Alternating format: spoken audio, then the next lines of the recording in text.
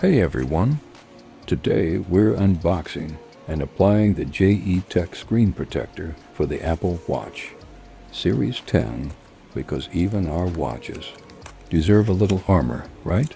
The packaging is simple and neat, no rocket science here, just good design. As we open the box, we're greeted with the essentials, wet and dry wipes, because one wipe is never enough. A dust removal sticker, a tiny instruction sheet that nobody reads but still keeps, and of course the main hero, the screen guard itself, sealed like it's holding national treasure. Let's take a closer look. The protector feels solid, crystal clear, and shaped just right for your Apple Watch. It's like sunglasses for your screen, only smarter. Now, before slapping it on, we do the responsible thing, cleaning. First up, we wipe down the protector with a wet wipe to remove invisible gremlins, aka fingerprints and dust.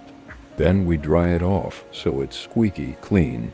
Take your time here, because bubbles are the enemy, and we don't negotiate with air pockets.